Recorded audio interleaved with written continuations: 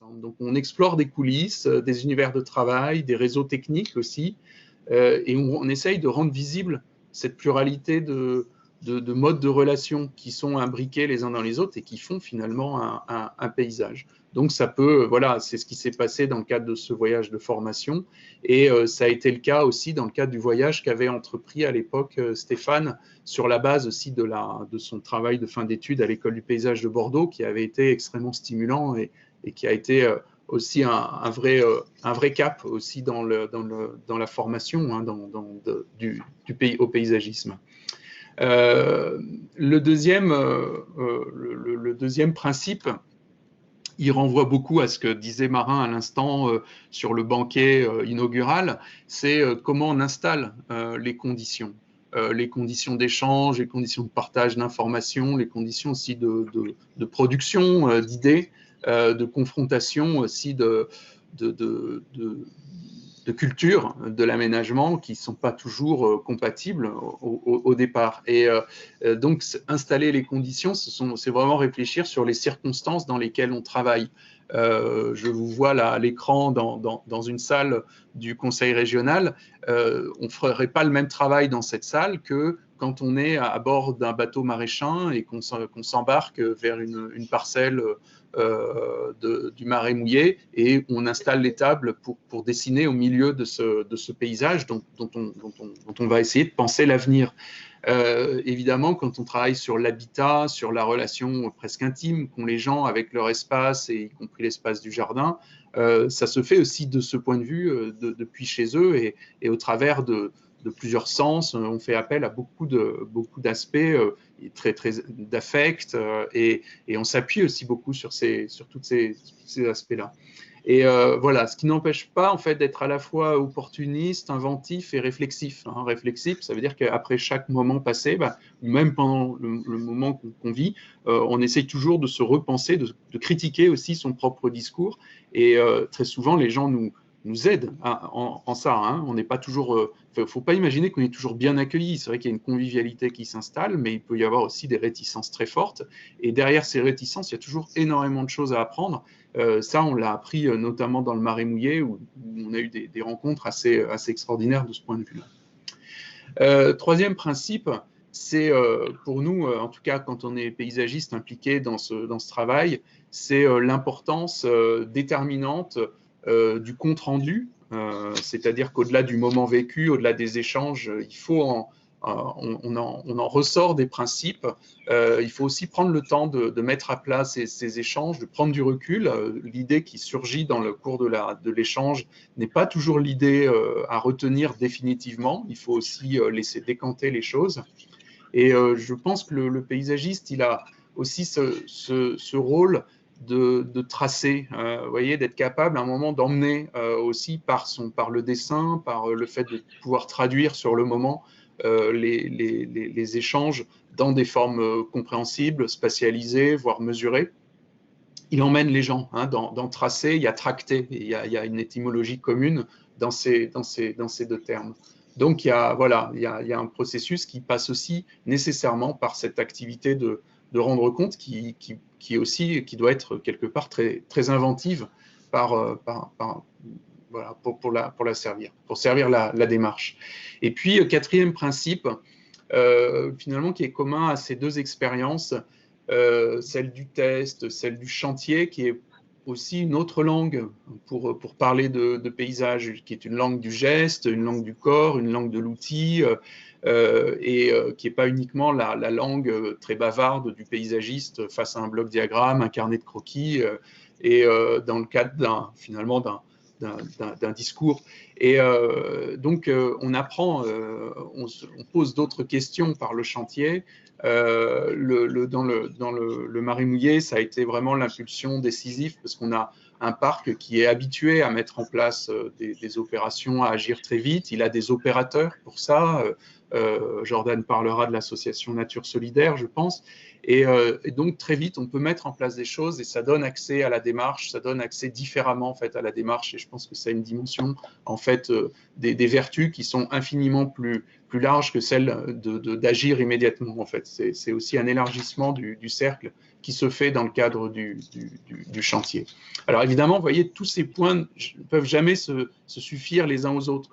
C'est l'animation de ce dispositif qui est importante. Alors, quel résultat? Voilà, puisque c'était la question posée au départ. Je laisserai, alors Jordan parlera tout à l'heure un peu de ce qui se fait dans le Marais mouillé. Je compléterai par deux ou trois éléments pour conclure, mais pour ce qui concerne la vallée de Lens, le parc Livre-de-Forez, l'atelier des paysages, il a été mené en 2007-2008, donc le temps a passé.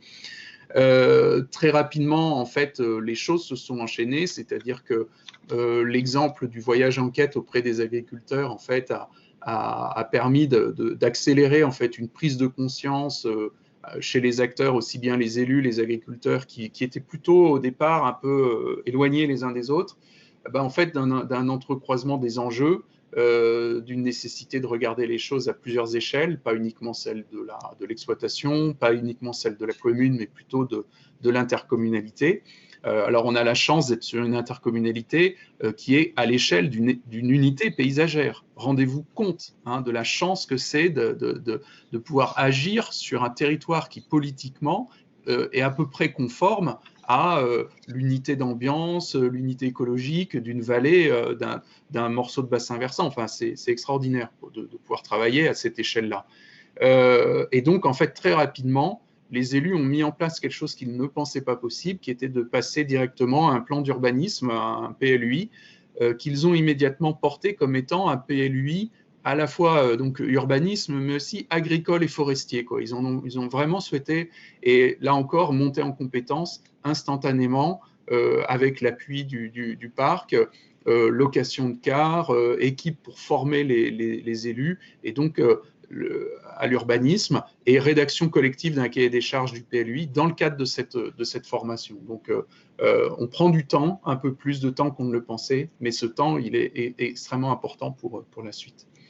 Et comme un observatoire, on avait mis en place un premier observatoire photographique, je vous propose juste un point de vue, et puis en 3 séquences, pour montrer en fait tout ce qui peut s'agréger comme enjeu autour, ne serait-ce que d'un point de vue. Ça, c'était une photo donnée par un habitant de la vallée de Lens, une photo qu'il avait prise en 1999, au moment en fait où s'opéraient des opérations, des actions de déboisement des timbres-postes forestiers les plus gênants, ceux qui obscurcissaient l'espace, qui contrariaient, qui enfermaient, qui encageaient les villages. Et donc ça, c'était avant l'atelier des paysages. Ça, c'est l'image qu'on avait reconduite dans le cadre de l'atelier des paysages sur cette même parcelle. Vous voyez peut-être, je ne sais pas si vous voyez ma souris, mais quelques résineux qui ont échappé à la coupe. Et là, qu'est-ce qu'on voit? On retrouve un espace de lecture aussi de ces silhouettes de village qui étaient extrêmement importantes. Et puis une fonction agricole sur ces terrains.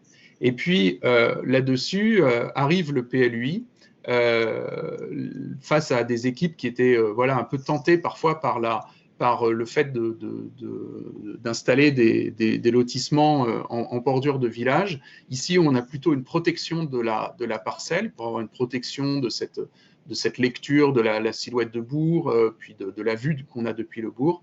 Et puis, il y a 2 choses très importantes à remarquer. C'est d'une part cet équipement collectif qui est un équipement pour l'enfance, voilà, qui s'inscrit complètement dans la silhouette de bourg. On vient densifier le bourg, on travaille sur sa lisière, mais sans l'agrandir.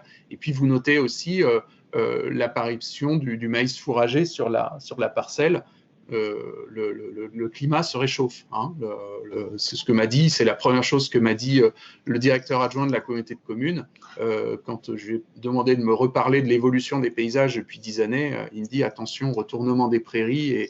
Et donc, vous voyez que les choses sont parfois multiples et potentiellement contradictoires et ambiguës.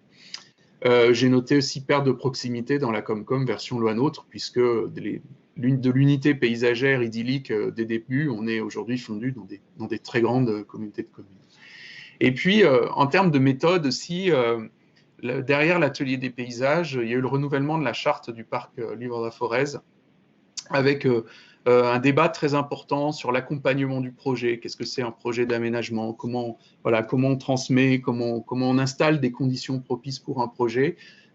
Et donc, ce terme d'atelier, en fait, il a un peu glissé de l'atelier des paysages vers l'atelier d'urbanisme plus globalement, qui est en fait un cadre d'accompagnement, une vraie plateforme d'ingénierie, en fait, à la disposition des habitants, des acteurs, des élus, pour organiser la planification, et puis qui a permis aussi de déployer sur beaucoup de communes des opérations participatives pour définir des cahiers des charges, mettre en place des concours, des appels d'offres, et mettre en place vraiment des opérations assez innovantes dont ce territoire aujourd'hui est vraiment extrêmement riche. Donc voilà, ça aussi, ça fait partie des conséquences. C'est pas forcément sur le territoire même, mais c'est plus largement, toutes ces démarches nous font avancer. Et puis, moi, je vais finir, oui, sur deux diapos.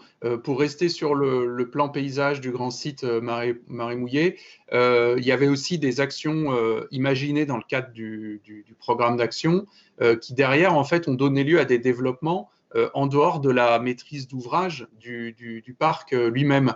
Donc, il y a un prolongement aussi quelque part de cette démarche dans le cadre d'un projet de recherche dans le cadre de l'ANR, en fait, sur la question des digues, puisqu'en fait, elles sont aussi plantées et ce sont des objets du paysage, des structures paysagères extrêmement importantes.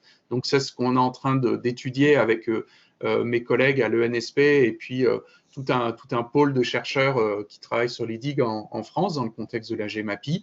Et puis aussi, il y avait eu l'idée de faire émerger une démarche de transmission sur le mode d'une université populaire. Et là, c'est plus une association qui a porté la démarche en la rééchelonnant en fait sur l'échelle Marais-Poitevin plus largement que le grand site, mais qui a aussi pris son envol depuis 2019 avec plusieurs thématiques abordées dans le cadre de conférences et de sorties de terrain.